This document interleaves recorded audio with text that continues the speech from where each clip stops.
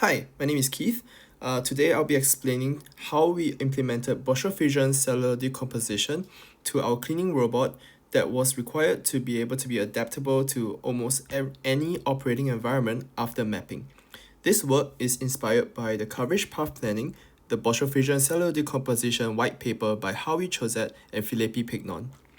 So what is the objective of this Boustrophedon Cellular Decomposition? Given a floor plan like this and obstacles as seen here, what we want to do is we want to be able to decompose this particular floor plan into something where we can have different polygons as seen here. Polygon A, polygon B, and as such, all the different polygons based on certain points. These red points are actually called the critical points, and I will elaborate more about it later.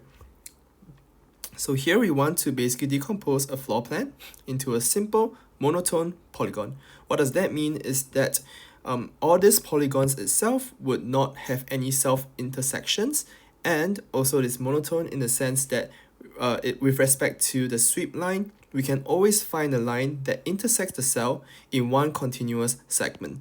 So we won't have something we will basically find some way to in the sweep line to be able to go from left to right and not have any like breaks. So what is this idea for the Boustrophedon cellular decomposition is to basically run a sweep line at a certain angle and go from left to right. In time, that will mean that T0 is earlier than T1 and then it's T2. So we're just going to the right. And as we go from left to right, what we want to do is we want to be able to find some critical points, and based on these critical points, it will help us to determine how do we split these polygons, how do we create more polygons, or basically split this gigantic floor plan. So what are these critical points that I was talking about? Basically, critical points is it's defined as something where the structure of the free space in the floor plan actually changes, where what it means is that the connectivity of the free space intersected by the sweep line is changed. So over here, we have multiple critical points. We have the split point, we have the merge point, two different critical points. So critical points can be split into these two types, So for the first point, we have the first polygon. And in this polygon, what happens is that the polygon will go from 1 to 2 polygons as seen here. This point itself is called a split critical point. And on the right hand side, what we see is that two polygons are actually merged into a single polygon. And this point where the merge happens is called the merge critical point. Over here, this is what happens in our floor plan. At this point, this is a split point. At this point here, it will become a split point as well. And over here is a merge point and a merge point here. So this is what we want to achieve. So how do we go about achieving this is that we have actually about 10 steps, but we'll go through this one by one.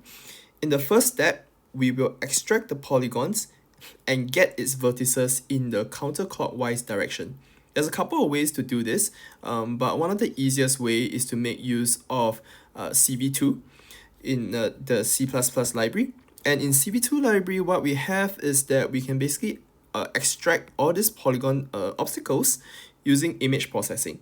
So what I propose is to take this particular floor plan, which most likely is an occupational grid, where this free space would be white and these obstacles are usually black. What we want to do is we want to grayscale it and binarize it just so that it's cleaner, so that the free space is 0 and the obstacles are 1, or just dark black 255. Sorry, 0. But we want to kind of do it binarized. We want to do it in a binarized way. So I want to make it such that the free space is 0 and the obstacles is 1.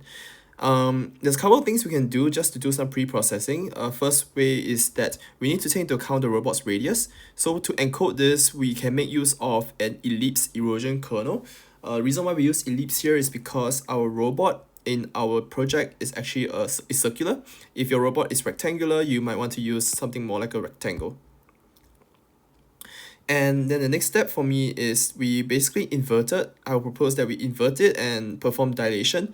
This way we can smooth out the boundaries as well as inflate the obstacles to avoid planning too near the walls, giving it more tolerance.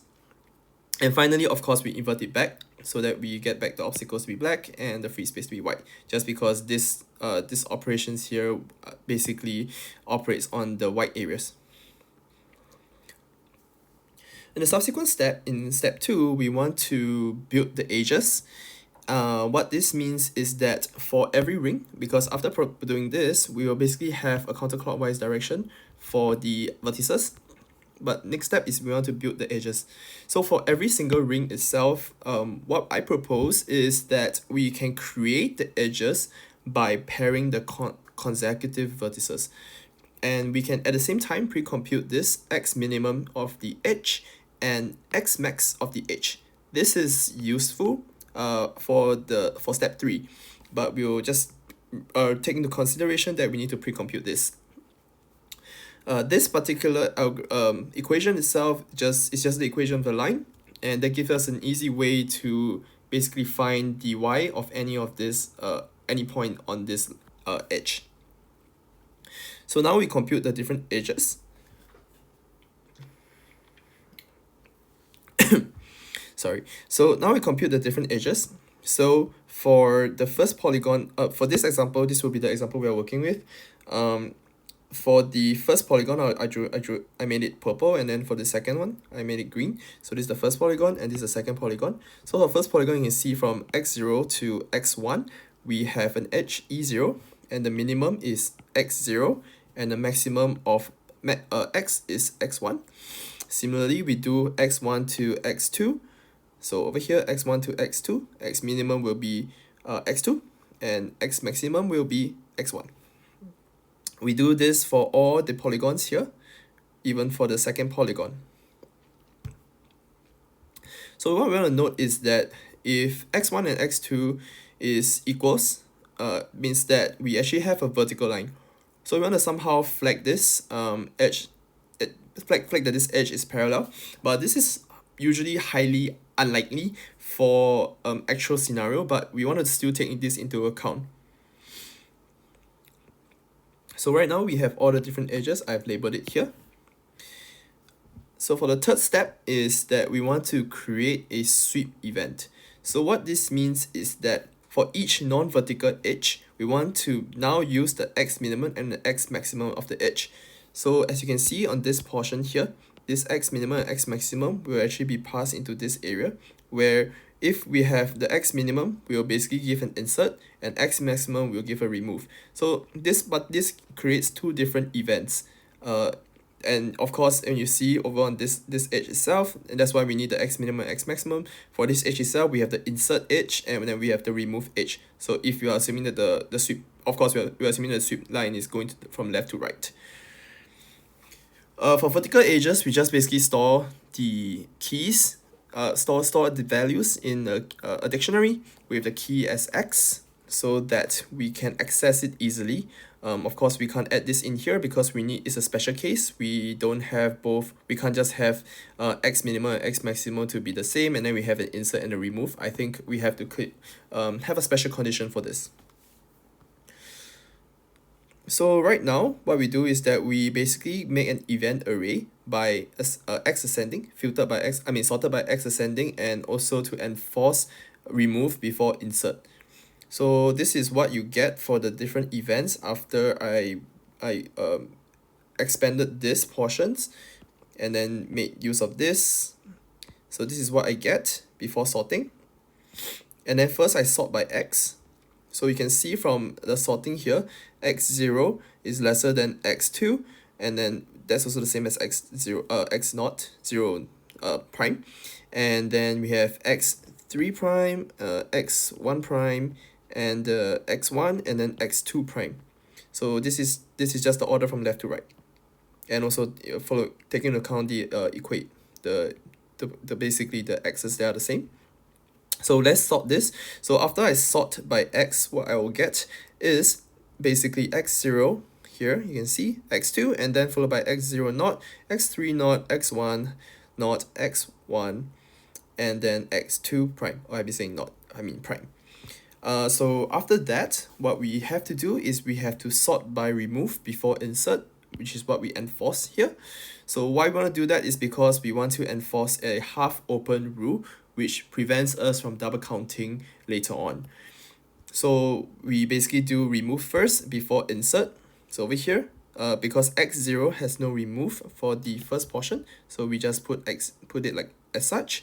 And then for x2, because x2 is the same as x0, we will basically put x2 first, and then we append the other inserts for the x0.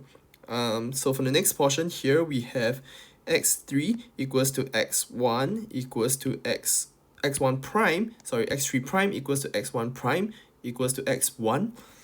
So if we look at this portion here, we basically sort all the remove in front first. We make sure that the remove is performed first, so that we prevent double counting. So we have to remove here, and then we insert.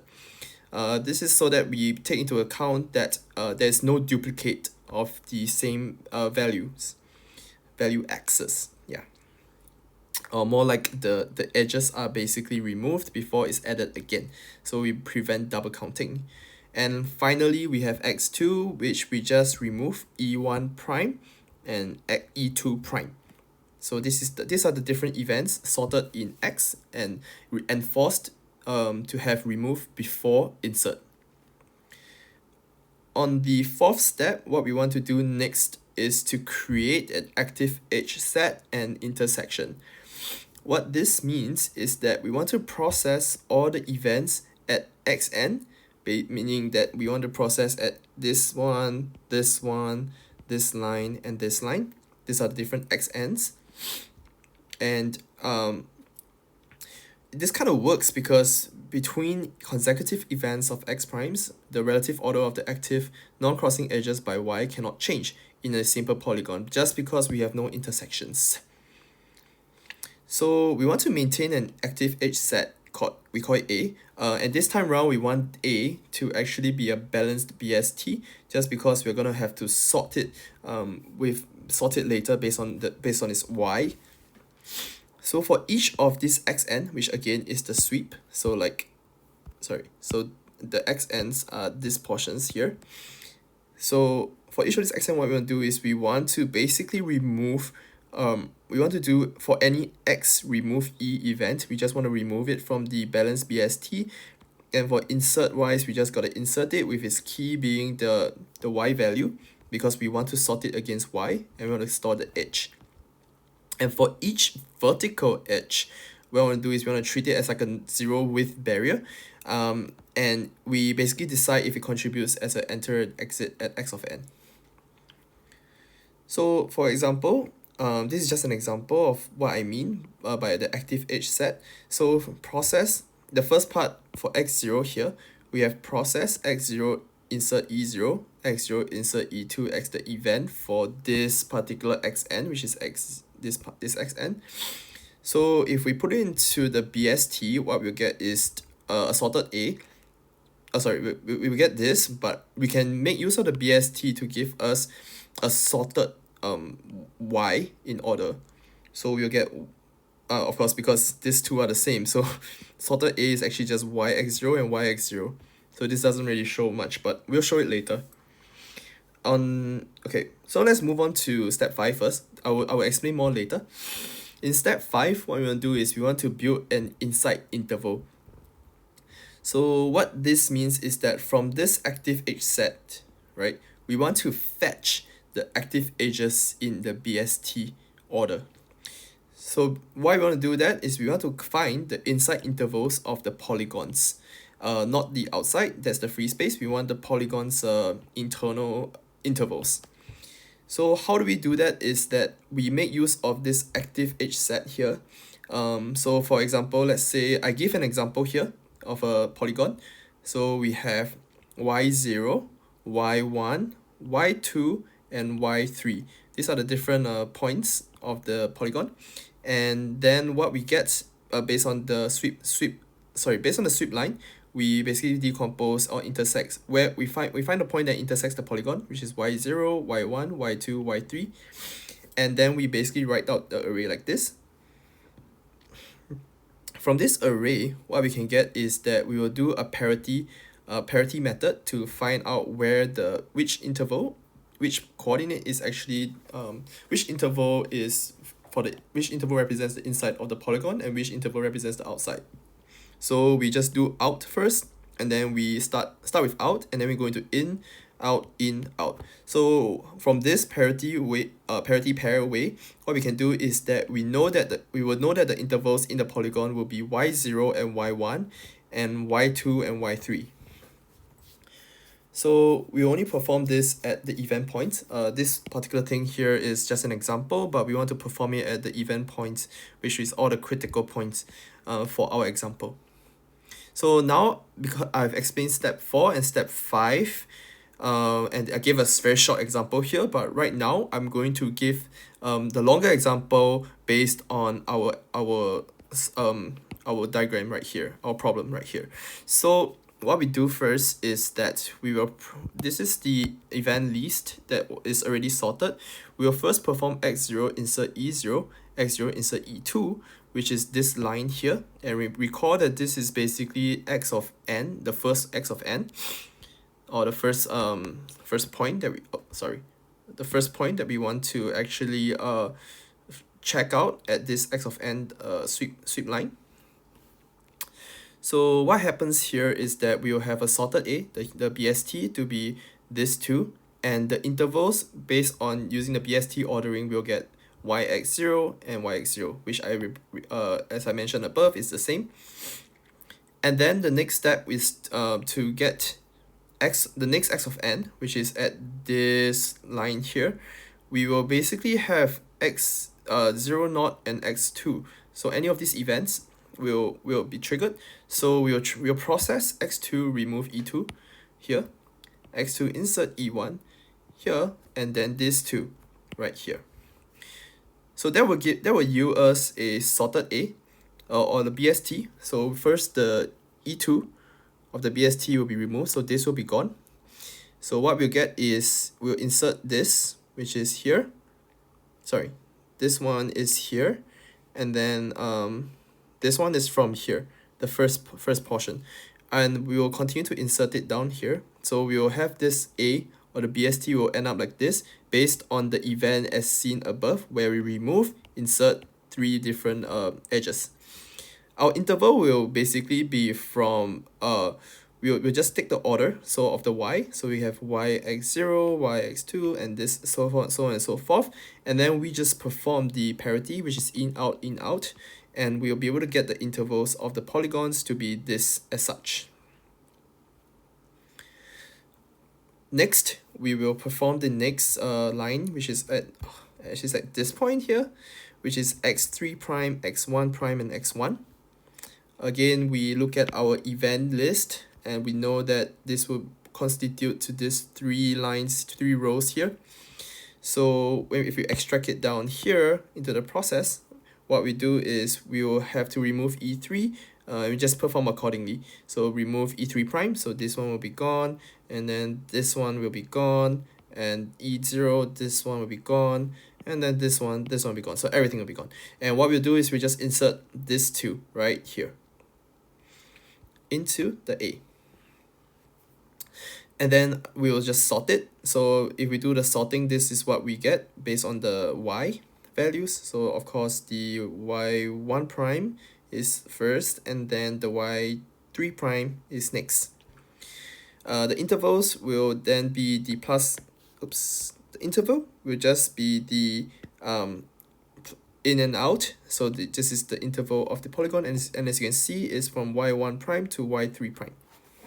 And finally, we have the last step, which is the last interval here, x interval here, the sweep direction, which is on x2 prime. So on x2 prime, the events is to just remove, which is just to remove. So we just have null on both ends.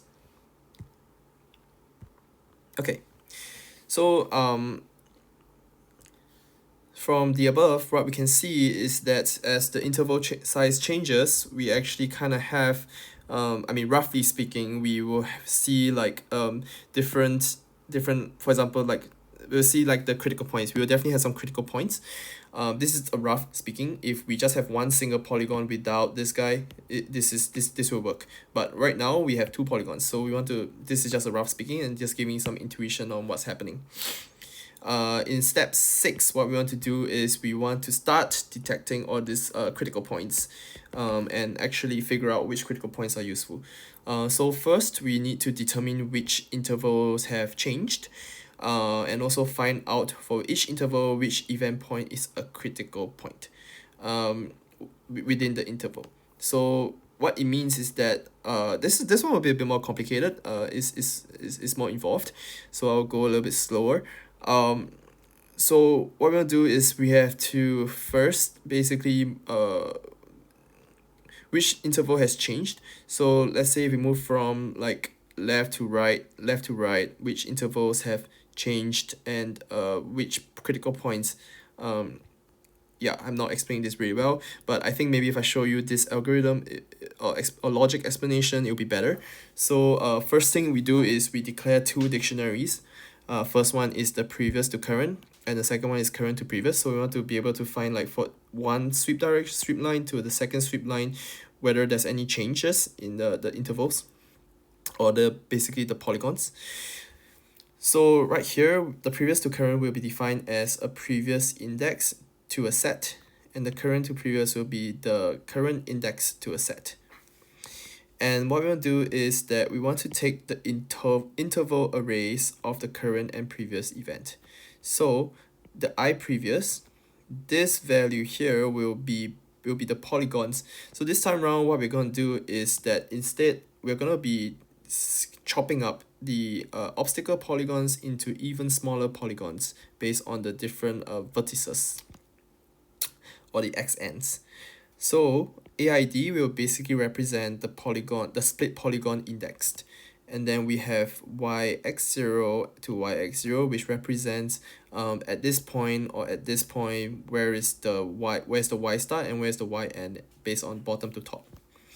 And I current is based on the current sweep line here. For example, if this sweep line is here, I current will basically be from this point here to this point, and then this point to this point.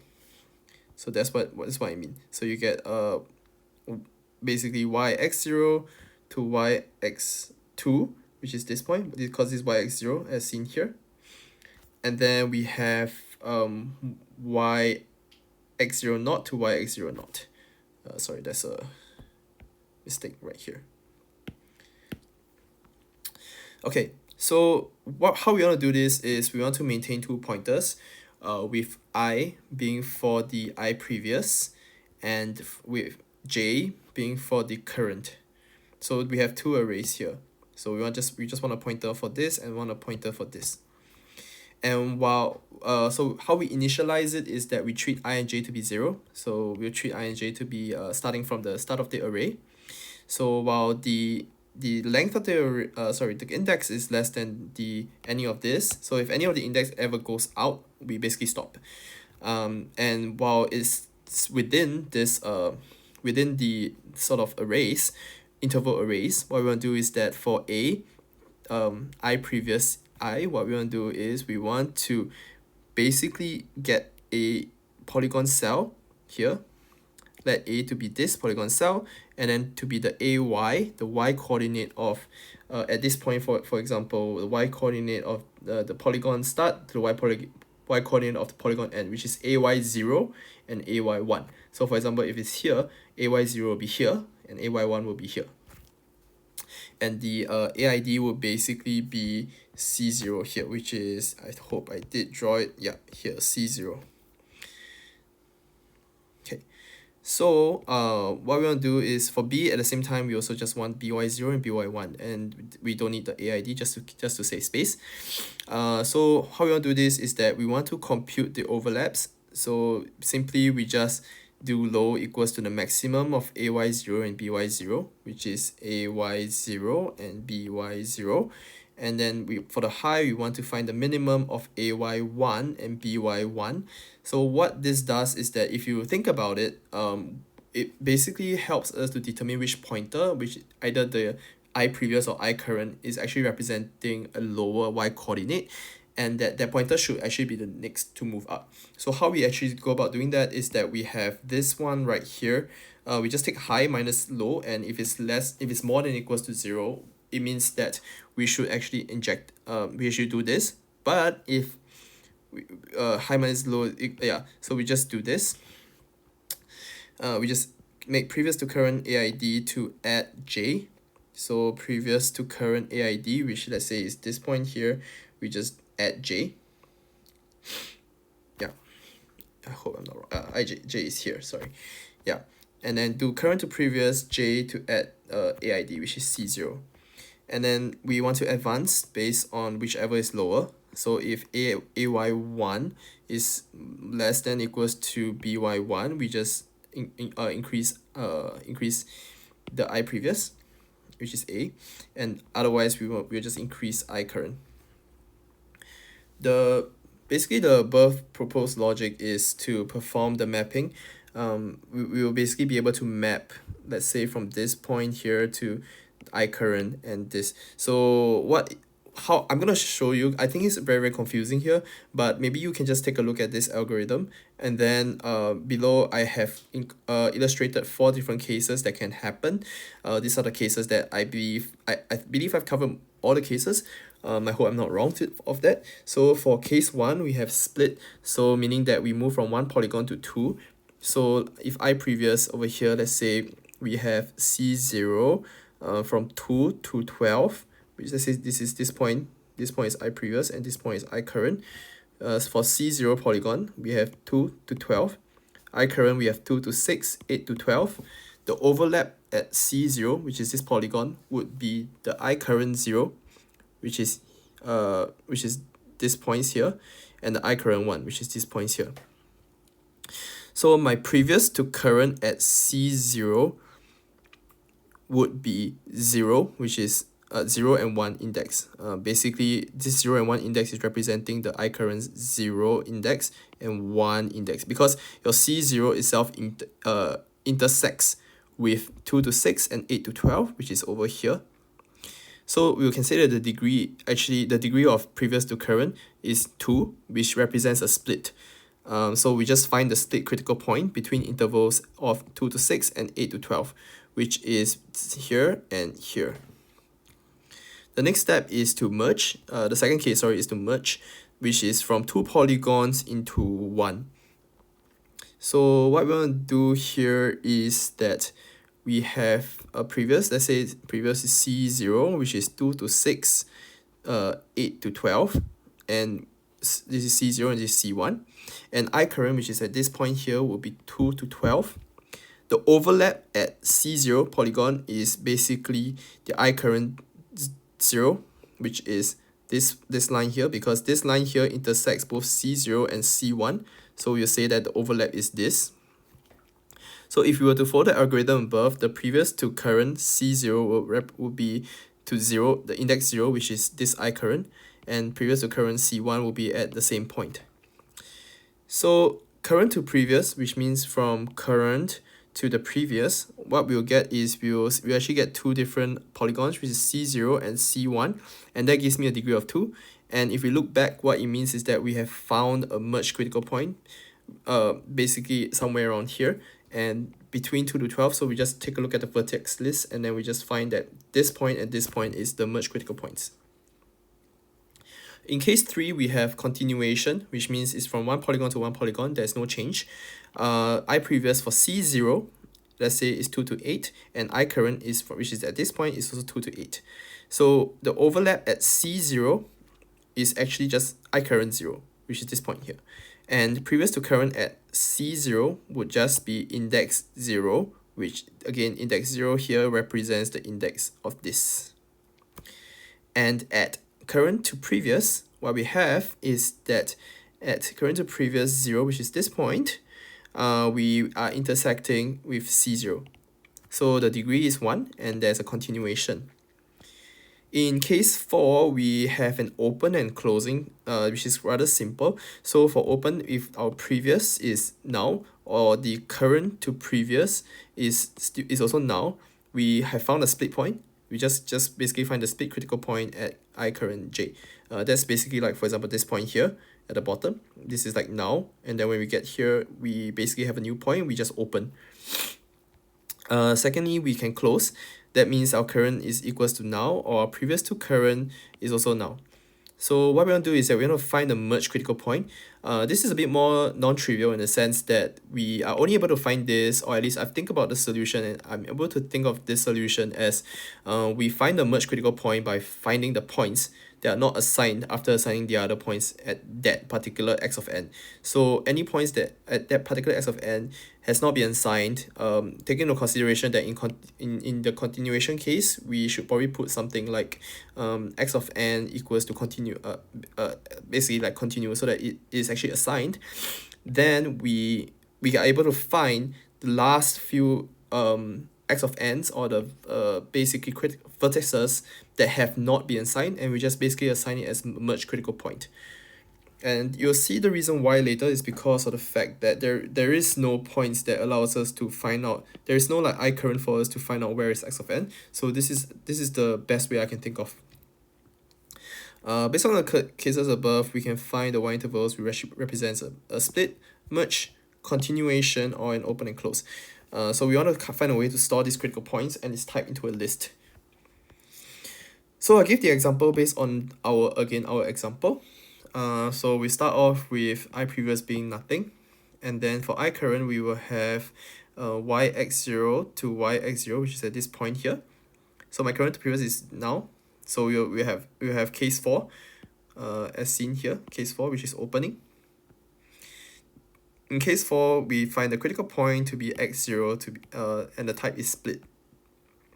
For the next point, which is at this particular sweep direction, my I previous, which is at here, which was previously here, we'll have that the x0 polygon is at yx0 to yx0, which is here. And for the I current, which is at this point, this line here again, we will have that yx0 to yx2, and then yx0 naught to yx0 naught, which is this, and this point. So that allows us to reconstruct the two different polygons in intervals. So my previous to current c0 is equals to 0 because of this point here, and my current to previous is c0. So sorry, previous to current, my bad, previous to current c0, which is at this point, previous to current, is actually index 0 as seen here, right? And index 0 of I current, so it's this point here.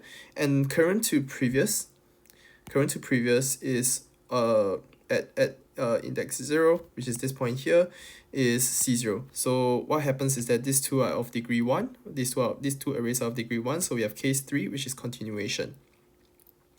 For the portion here, this particular point itself, we have that c1 is equals current to previous of c1 is now, just because of the fact that there is no intersection, there is no overlap, so there is no mapping from this. There's a mapping from here to here, but there's no mapping from here to here, so my current to previous of c1 is now. So that's a case 4. My critical point will be of x0 prime, and that's a split. The next point here, which is at this particular line here, what we have is that the I previous again is from here. This time around we have c2 and we have c1, which is the updated polygons. So cells, and c2 is at yx0, which is at this point here, to yx2, and c1 is at yx0 naught prime to yx0 prime, which is at this dot here. My current, as seen here, is essentially just yx 1 prime to yx3 prime from the algorithm, and this is where I was talking about how the merge critical point here, based on this particular case here, where you're not able to find the I current because it's no longer in your I current here. So what I propose is that we just basically assign everything else, and then we assign this, because there's only 4 cases. So we hit case 4.